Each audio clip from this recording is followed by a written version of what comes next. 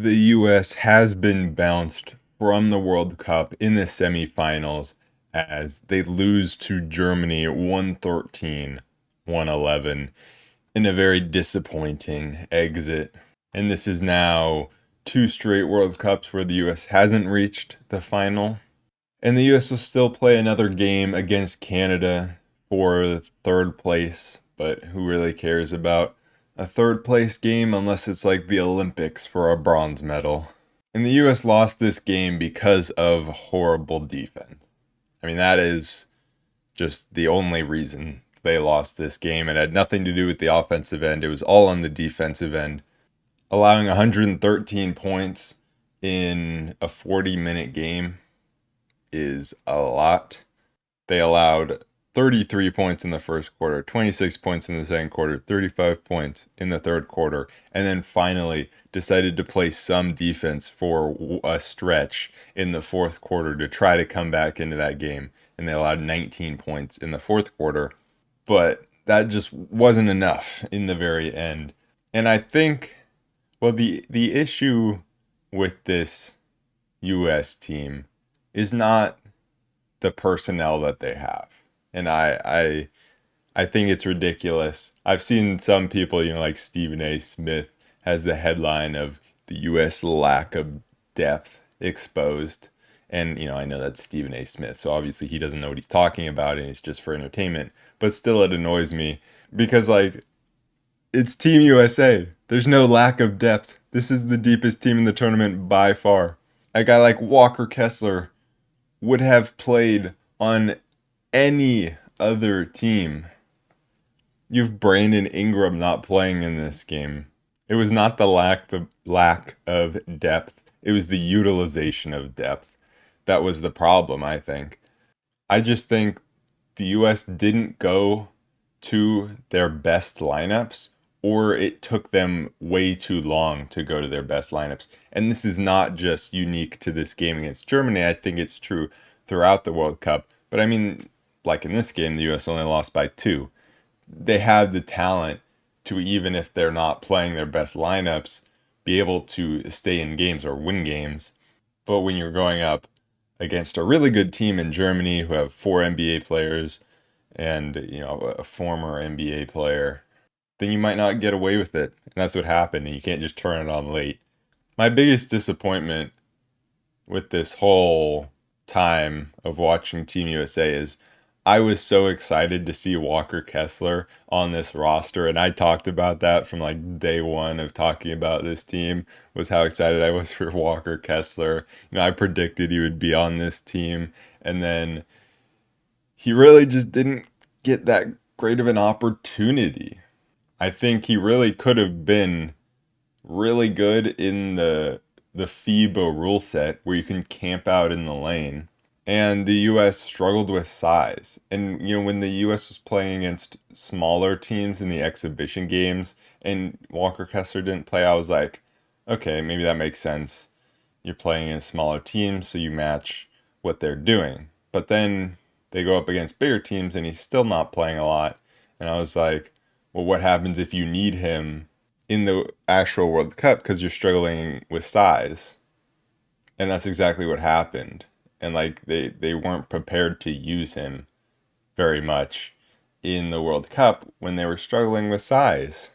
Germany's a big team. They got very big guys and very big lineups, and they didn't necessarily dominate the glass, but they won the rebounding battle, and just generally they were winning the battle inside. And I think Walker Kessler could have helped a lot in that. And then I think on the other side you have Jaren Jackson Jr., who was extremely disappointing throughout this tournament. He did not make the defensive impact that most thought he would. But one thing that happened that I think everyone kind of saw coming was his struggle rebounding the ball. But I didn't think it'd be this bad. I thought, okay, he plays the four in the NBA. He's not a great rebounder. That's why he has Steven Adams. But he was super bad rebounding the ball. How are you that tall? You can't just grab a rebound. You have Anthony Edwards out there grabbing all the rebounds for you instead. But it's not like he was trading his rebounding for contesting shots, because he wasn't doing that either. Because that can happen where you go up to contest a shot and that puts you out of position to rebound the basketball, but that wasn't the case with what he was doing. He didn't get a single block in this game and only had 3 rebounds and only averaged like 2 or 3 rebounds per game throughout the World Cup. And then they weren't playing a guy like Bobby Portis or Paolo out there with him, which I think could have helped a lot. And then you have like the best lineup against Germany in the exhibition games was like Halliburton and Reeves was out there and like Anthony Edwards with Paolo, I think, as well. And that was the case for a lot of the World Cup where we had a best lineup, but it just took us so long to finally get to that lineup, or we would never even play it. Like we don't even know. Maybe our best lineup was one with Walker Kessler, or maybe it was one with Bobby Portis and Jaren Jackson Jr. But we don't even know. And I think, they just probably wanted to build continuity, so they didn't change things a lot in terms of lineups, and they didn't try things out in the exhibition games. They just like chose what they were going to go with and stuck with it, other than changing Josh Hart and Brandon Ingram.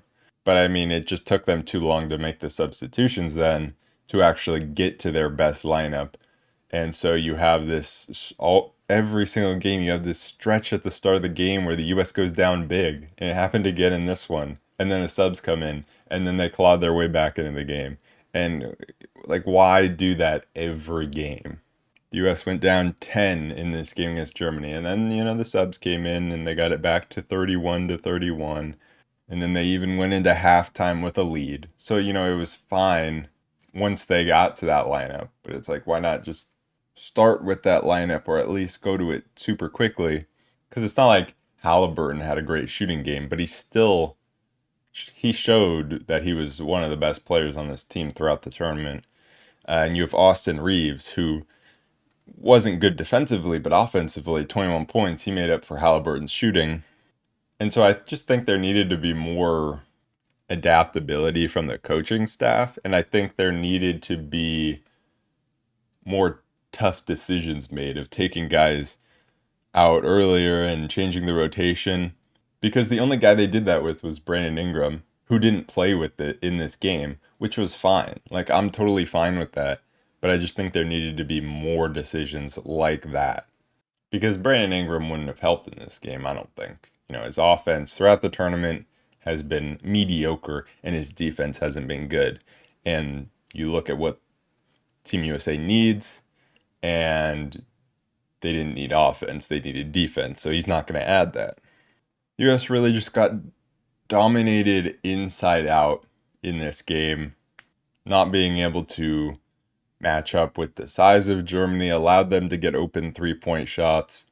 And Germany has enough really good players to be able to punish the size difference that they have. Obviously, Franz Wagner, Daniel Theis, Dennis Schroeder, all with a lot of points. I was going to say 20 plus. Schroeder only had 17, but Theis with 21 and Franz with 22.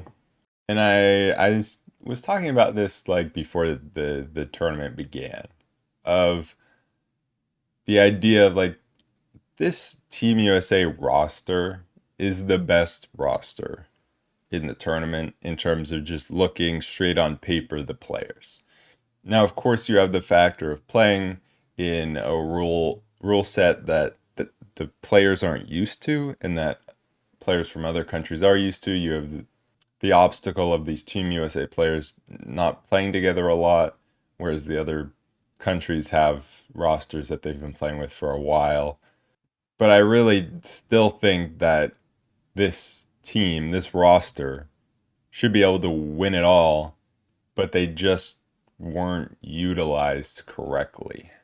I mean, the amount of teams playing against us that just had super big guys that couldn't even like finish that well, or weren't super fast, weren't super athletic, but that would just stand under the rim and grab rebounds and it would work. And they, like Lithuania, out there with like 2 guys doing that.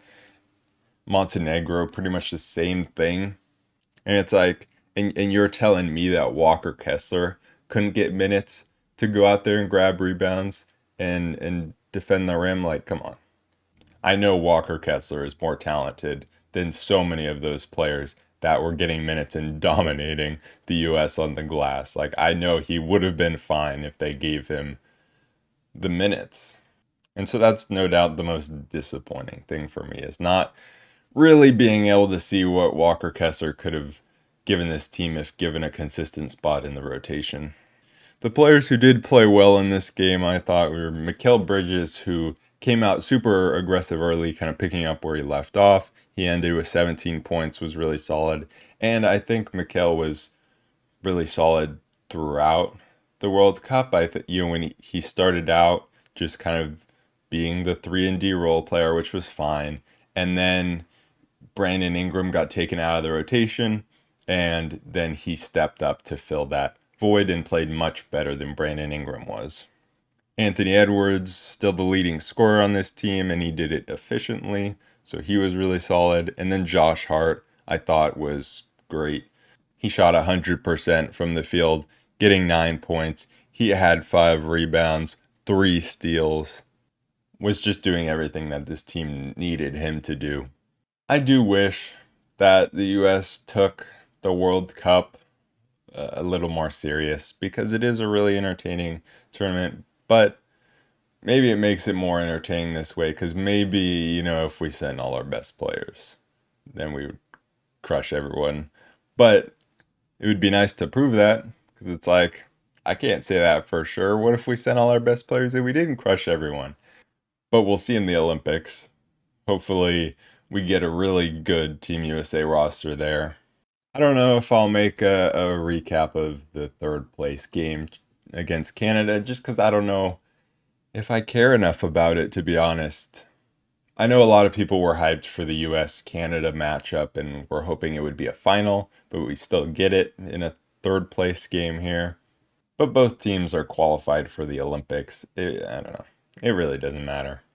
It's like the US got 7th instead of 5th or 6th or 8th or whatever it was after, losing in the quarterfinals in the last World Cup. Like, who cares? And it's all just for Olympic qualification, really. But anyways, that is it for this episode. I will be back sometime in the near future with a video talking about the NBA, back talking about the Kings, and I'll be talking about the expectations of each team in the Western Conference, and where they might fall and how it kind of relates to the Kings. So make sure to subscribe and turn on the notifications if you're on YouTube to not miss that video. And I will see you guys then. Peace.